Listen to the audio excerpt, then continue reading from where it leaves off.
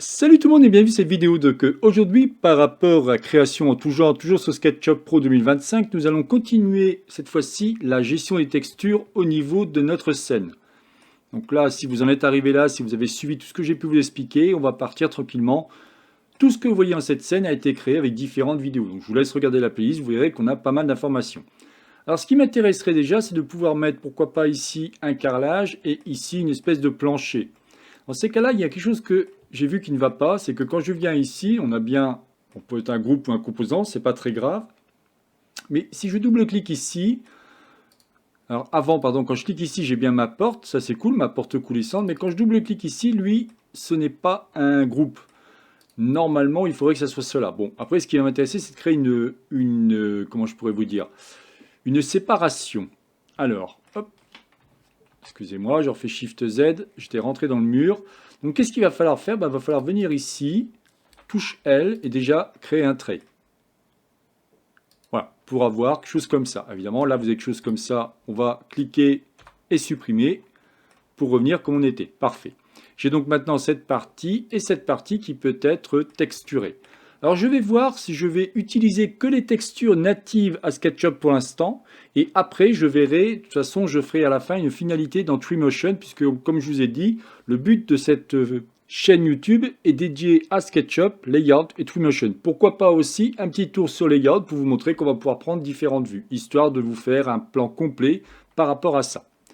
Quand je viens ici dans Matière, je vais donc avoir accès à pas mal de choses ici. Alors je pourrais prendre par exemple celui-ci et voir ce que ça va donner. Attention, n'oubliez pas une chose importante, ici je suis dans un groupe. Je vais double-cliquer pour avoir que cette surface. Je reviens ici et je clique. On a quelque chose comme ça, c'est pas mal.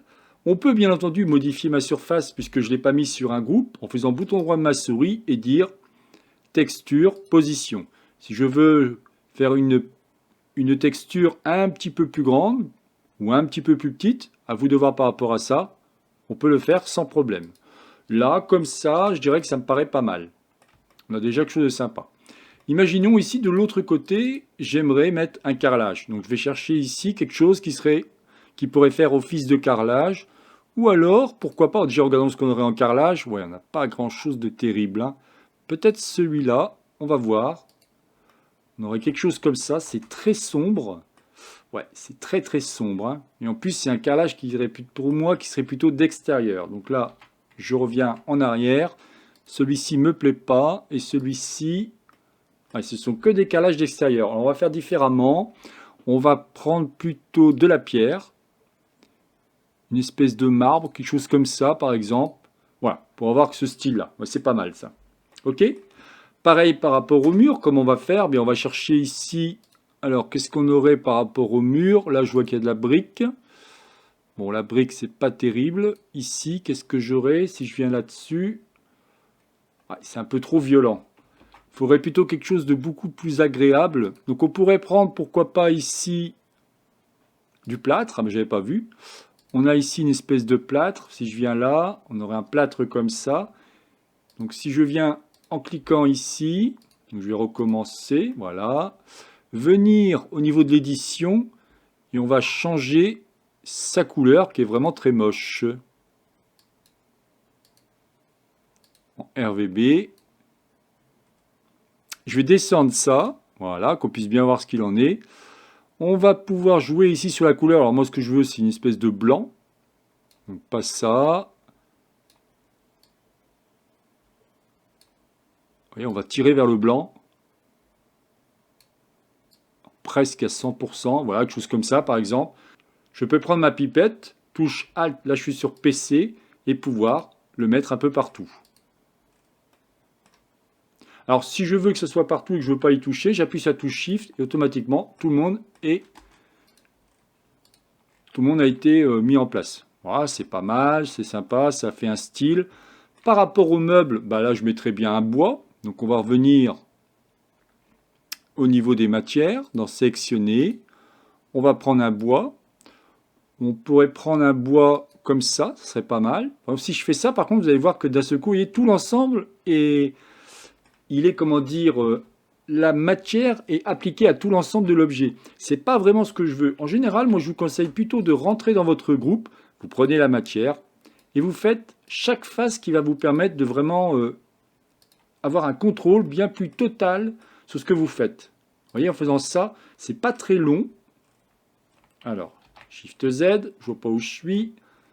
On va se mettre comme ça. C'est pas très long et ça permet de pouvoir travailler sur la fibre des textures au cas où. Là, vous voyez par exemple, je pourrais dire que celle-ci n'est pas terrible. Donc je peux faire ici texture, position et modifier ma texture pour qu'elle soit cohérente par rapport à mon meuble. Vous voyez? Là, on a quelque chose de plus cohérent. On a bien une fibre qui est comme ça. Là, on est bien dans le bon sens. Là aussi.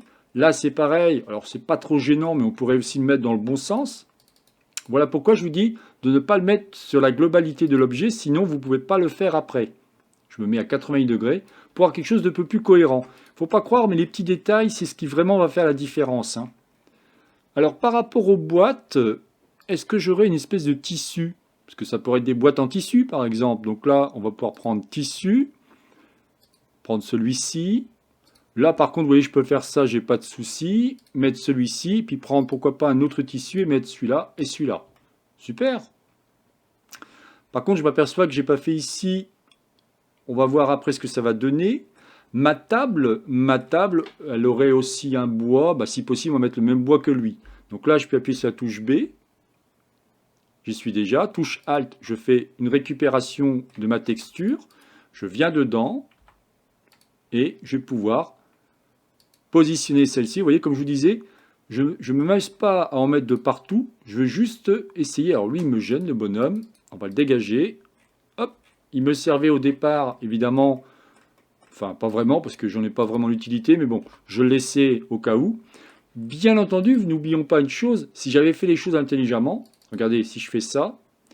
Ici, si j'avais créé un groupe à cet endroit-là. Alors, on va dire ici. Là, je crée un groupe. Et si après, j'avais fait en sorte de créer une vignette, alors c'est pas une vignette, c'est ce qu'on appelle, ça a tellement changé les noms au bout d'un moment. Alors, ça s'appelle une étiquette. Si j'avais mis une étiquette qui était liée à mon mur, parce que là, si je clique sur mon mur, ouais, j'ai tous les murs qui disparaissent, j'ai même pas mon sol. Logiquement, il faut faire une étiquette pour le sol, une étiquette pour les murs, une étiquette pour la porte, ce qui permet de pouvoir tranquillement travailler. Alors, je peux cliquer là, pourquoi pas, et pouvoir plus facilement travailler sur ce que je veux faire. Là, vous voyez une chose intéressante, c'est que, alors ici, je ne sais pas pourquoi, c'est rentré comme ça dedans. Tiens, c'est marrant. Je pense qu'il y a un endroit qui a disparu. Donc, on va faire touche L, et on va corriger ça. Je ne sais pas ce qui s'est passé. On va corriger ça. Voilà, déjà, j'ai plus le problème. Je vais inverser ma face. Et on dirait que l'épaisseur a disparu. Ah ouais, tiens, c'est marrant ça. J'avais pas fait attention à ça. Ça veut dire que ici, il va me manquer, à mon avis, avec touche L. Hop. Ça va vous permettre de voir que, évidemment, on peut réparer ça. Quand je suis pas sûr d'être au bon endroit, je m'en rends pas compte. Voilà, vous voyez à ce coup? Là, je viens de recréer, en fin de compte, un fond. Ça arrive, bien entendu. Là, franchement, croyez-moi que j'en vois souvent des problèmes et j'appuie sur B et je vais mettre, voilà, c'est ce qui m'intéressait, c'était ici. Ça vous permet de voir, en fin de compte, qu'évidemment, on va rencontrer pas mal d'erreurs. Moi, je le vois souvent avec mes clients, c'est assez impressionnant, le nombre de problèmes qu'on peut rencontrer et il va falloir réfléchir comment on va pouvoir corriger cela. On pourrait, pourquoi pas, laisser en blanc, ça peut être sympa, ou alors revenir au niveau de l'étiquette et pourquoi pas. Alors, ça serait un peu bizarre. Bon, on va essayer, on va voir. Soyons fous. Touche Alt et je vais le mettre par rapport à mes pieds. Donc là, je fais B. Je vais cliquer une fois. Touche Shift et je fais l'ensemble. Est-ce que ça fait moche? Non, c'est pas trop moche. Très bien. Alors là, on a fait ce meuble. On a fait ici. Alors, vous allez voir qu'ici, au niveau des photos, pareil, on pourrait mettre, au niveau des cadres photos, on pourrait mettre des photos et ainsi de suite, bien entendu. Si je prends d'autres matières, que je viens ici, je vais prendre... Ah, on va chercher du verre. Ah, intéressant le verre. Voyons ce qu'on va pouvoir trouver. Mettre celui-ci, par exemple, à cet endroit-là. Évidemment, là, on n'aura pas le moteur de rendu correct, mais je vais essayer de faire quand même avec l'IA Diffusion, voir ce que ça va donner. Habituellement, je ne fais pas comme ça, moi je travaille plutôt avec Twinmotion, c'est plus rapide pour moi. Donc là, pareil, à cet endroit-là. Alors vous voyez, si j'avais fait un composant, le truc intelligent, c'est que si je viens dedans, j'appuie sur B, Shift enfoncé, je clique. Si c'était des composants, automatiquement, tout le monde serait en composant. C'est quand même beaucoup plus pratique. Et puis pareil, on voit les traits et ainsi de suite. Est-ce que ma géométrie est cochée? Non. Donc dans ces cas-là, qu'est-ce qu'il faut faire? Il faut prendre tous les éléments un par un. Et il faudrait, voilà, bon, on va le faire directement comme ça, pas s'embêter. Hop, c'est assez rapide. Pardon, je recommence.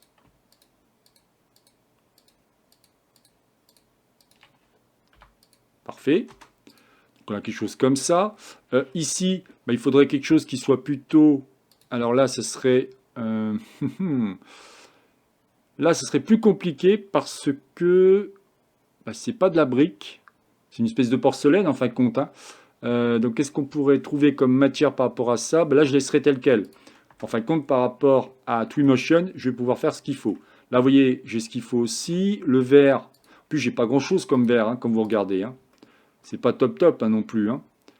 Donc là, je vais plutôt mettre celui-là, parce qu'on ne voit pas la transparence. Si je mets celui-là, ouais, c'est pas mal aussi. On n'aura pas quelque chose de parfait hein, par rapport à SketchUp. Hein. Très souvent, il vaut mieux passer par un moteur de rendu pour rendre le truc plus cool. Hein. Bon, après, c'est juste, on fait des tests et on va voir ce que cela va donner. Alors, si je reviens au niveau de la petite maison, voyons un petit peu ce que j'aurais d'intéressant. Plastique. Plastique, ça pourrait être par exemple au niveau des dossiers des chaises. On pourrait prendre celui-là et mettre un noir. Si je fais ça, vous voyez, c'est tout l'ensemble. C'est pas ce que je veux. Ce que je veux, c'est lui. Donc touche B. Là, je peux appuyer sur la touche Shift. Alors, faire en premier, je vais recommencer, pardon. Faire en premier un élément. Voilà, super. Et là aussi, si j'avais fait un composant de ma chaise, toutes les autres chaises seraient pareilles. Je vous donne en même temps à chaque fois des petites astuces, hein, bien entendu. Hein. Alors, ce ne serait pas très compliqué, il suffirait de reprendre la chaise, l'éclater puisque c'est un groupe, en créer un composant et redisposer les chaises. Et automatiquement, on aurait quelque chose de sympa. Ok. Alors, tant qu'à faire, je vais faire les deux. Hop. Dites-moi dans les commentaires si vous trouvez sympa ce que je vous explique, si vous voulez qu'on aille beaucoup plus loin. J'ai plein d'idées hein, au niveau de scène. Hein. Là, je pense que je vais faire une scène complètement différente, alors qui n'a rien à voir avec de l'architecture. Ça serait plutôt des objets un petit peu atypiques, mais pour vous montrer la puissance de SketchUp. Parce que malgré tout, je travaille pas mal d'outils, hein, ou pas mal de logiciels, que cela soit Blender, Nomad Sculpt, enfin plein d'outils autres que SketchUp. Et on peut créer des objets extrêmement intéressants sans pour autant utiliser des add-ons. Donc j'aime bien à chaque fois vous montrer les possibilités. Après, comme je vous dis, hein, moi je me calque à ce que vous me demandez. Donc si vous trouvez ça intéressant, si vous voulez que je continue, il n'y a pas de souci, je vais faire ce qu'il faut. Alors là, il me faudrait plutôt une espèce de métal. Super, on en a. Ouais, un métal comme ça me va très bien. Pour les barreaux. Donc là aussi, je peux appuyer une fois, Shift enfoncé et avoir quelque chose comme ça. Pas terrible, hein. Je le trouve pas terrible. Regardons ce qu'il nous propose. Ma rugosité déjà. Ouais, elle est à fond pourtant. J'aime pas trop. Hein. Encore une fois, il vaudra mieux le faire sur Twinmotion pour quelque chose de plus sympa. Alors bien entendu, on pourrait utiliser des sites web comme Share Texture, Polyhaven et ainsi de suite pour pouvoir mettre en place tout cela. Bien entendu. Mais là, je vous montre par rapport aux textures natives de SketchUp. Ok. Je ne vais pas aller trop loin, hein, parce que je vous dis, je préfère utiliser Twinmotion. Je trouve vraiment plus intéressant et on va pouvoir vraiment rajouter plein d'éléments qui va rendre vie de suite à nos objets. Mais avant, je vais quand même faire une scène par rapport à IA Diffusion pour vous montrer qu'il s'est quand même pas mal amélioré. Alors, ce qu'on pourrait faire en plus maintenant, c'est rajouter des photos au niveau des cadres. Donc là, je vais double-cliquer. Je vais aller chercher ma photo. Je ne l'avais pas préparée, donc je vais en trouver une rapidement, au cas où je vais couper, et je vais chercher. Donc on va dans Importer. On va chercher Là, on est en SKP, donc vous voyez tout ce qu'on peut récupérer. On va pouvoir récupérer une photo de type JPEG ou des choses comme ça. Alors, si je vais dans références, là, j'ai rien. IMG, j'ai rien non plus. Donc, vous savez quoi? Je vais rechercher de mon côté et je reviens vers vous dès que j'ai trouvé. Voilà, j'ai trouvé une photo, bon, qui c'est un petit clin d'œil à Blender, hein, histoire de. Vous voyez, ici, on va avoir ma photo et je vais pouvoir la positionner. Par contre, si je fais ça, le problème, c'est que ma photo, là, elle a été mise en tant qu'image. Et si vous regardez bien, ben, on ne va pas pouvoir la redimensionner. J'ai beau double-cliquer dessus, c'est une photo, donc ça ne marche pas. Donc, il ne faut pas le faire en tant qu'image, il va falloir le faire en tant que texture. Donc, comme je disais, je prends ici Fichier, Importer. Et cette fois-ci, alors j'ai trouvé un truc plus intéressant, aménager une maison ou un appartement, pièce par pièce, par exemple. Je me mets bien, par contre, en texture. Et je fais ici Importation. L'intérêt, c'est quand on vient ici, on va pouvoir par exemple cliquer, faire ça et juste ça. Me dire, ah ben, d'accord, enfin là, c'est n'importe quoi ce que tu as fait. Tout à fait raison. C'est là que ça va être intéressant d'utiliser ce qu'on appelle les punaises. Quand on vient ici, on va faire texture, position. Vous avez des punaises comme ça, mais on peut les rendre différentes. C'est-à-dire qu'on va cliquer bouton droit de la souris et dire punaise verrouillée. Et dans ces cas-là, on va pouvoir prendre chaque élément, donc chaque petite punaise, que l'on va glisser aux extrémités du cadre. Et c'est exactement comme ça que l'on doit cadrer une photo. Moi, j'avais fait il y a quelque temps une salle d'escalade où j'avais dû prendre des pans de mur, parce que je n'allais pas tout modéliser par rapport à SketchUp. Et j'ai calqué toutes les photos, j'avais pris à peu près une centaine de photos, et j'ai calqué toutes mes photos qui étaient déjà à l'identique de la pièce que je dessinais en 3D, donc c'est vraiment, c'était assez complexe. Mais ce qui était vraiment intéressant, c'est que ça calquait super bien. Et en faisant cette technique, vous êtes sûr d'avoir quelque chose de propre. Alors là, je vous ai mis ce cadre-là, mais on pourrait en mettre d'autres. Hein. Si je viens ici,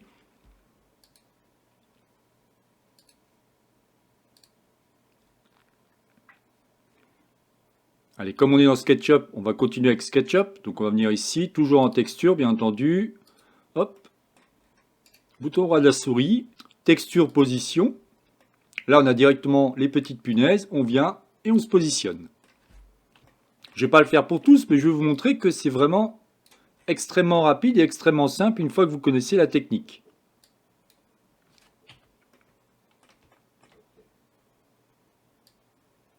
Voilà, super. Vous voyez? Et on va pouvoir en faire plusieurs à chaque fois comme ça. Ok? Alors, ce qui m'intéresserait maintenant, ce serait de dire, ok, bon, j'ai fait à peu près ce que je voulais. Et si je m'occupais de ce qu'on appelle l'extension IA Diffusion? Quand vous venez ici dans Extension, quelque chose qui s'appelle Diffusion. Si vous ne l'avez pas, il suffit d'aller dans Extension. Donc vous cliquez sur Extension Warehouse.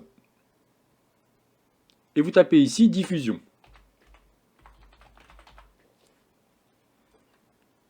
Il va vous le trouver de suite, normalement. Hop, voilà, c'est celui-ci. Vous cliquez dessus, vous l'installez et le tour est joué.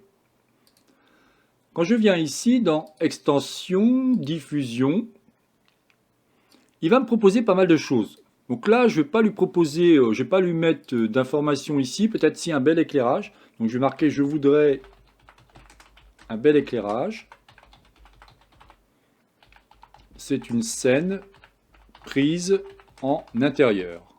Sachant que je vais déjà définir au niveau de mon style, je vais lui dire intérieur. Et automatiquement, lui, qu'est-ce qu'il fait? Il me définit des mots-clés. Vous avez High Resolution, Raw Photo, BK, UHD, enfin vous avez plein de mots-clés qui vont lui faire comprendre qu'il faut qu'il me crée quelque chose qui serait ressemblant. Ensuite, au niveau de mes paramètres, alors je peux respecter ma géométrie du modèle. Là, j'ai vu qu'il y a une grosse évolution, surtout au niveau des petits objets. C'est très sympa. Avant, c'était vraiment chaotique au niveau des petits objets. Et évidemment, ça fait un moment que l'IA existe, je crois que c'est 2024 si je ne dis pas de bêtises, donc ça évolue, c'est tout à fait normal. Et l'influence de la consigne, c'est est-ce qu'il va respecter ce que je lui ai dit? Bon, on va laisser tel quel, on ne va pas s'embêter, et on va cliquer directement sur Générer. Donc qu'est-ce qu'il va faire? Il va essayer de me chercher quelque chose qui va se rapprocher par rapport à ce que je lui demande.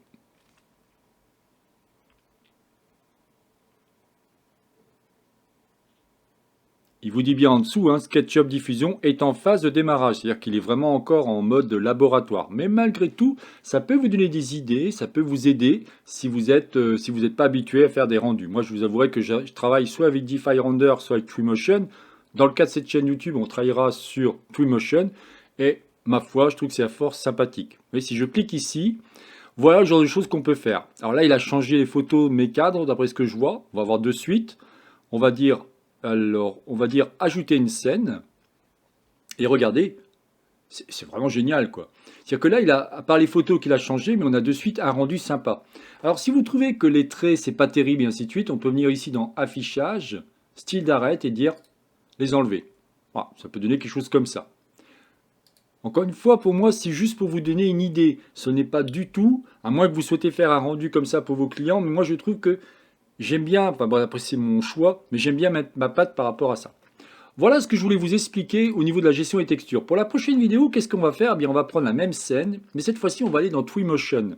Et vous allez voir qu'on va pouvoir créer pas mal de rendus. On a accès à énormément de choses. Donc, je vais pouvoir mettre des plantes, je vais pouvoir faire beaucoup, beaucoup de choses. Même au niveau de la façon des matériaux, j'ai pas grand-chose dans SketchUp. J'ai voulu montrer ce qu'il y avait de natif. Bien entendu, comme je dit, vous pouvez créer vos propres bibliothèques de textures et après les récupérer et ainsi de suite. Il n'y a aucun problème, mais j'aime bien, moi, dans mon cas, utiliser Twinmotion quand je vais faire une scène comme ça, que cela soit une scène d'intérieur ou d'extérieur. Voilà, bah écoutez, je n'en dirai pas plus par rapport à cette vidéo. C'est donc la chaîne Atelier SketchUp, réalisée par Jean-Michel. Si vous avez aimé cette vidéo, n'oubliez pas de liker ou tout simplement vous abonner à ma chaîne. N'hésitez pas à me poser des questions sur Layout, Twinmotion ou SketchUp. Il n'y a aucun problème, cette chaîne YouTube est faite pour ça. Je vous souhaite une excellente journée et à la prochaine vidéo. Bye bye.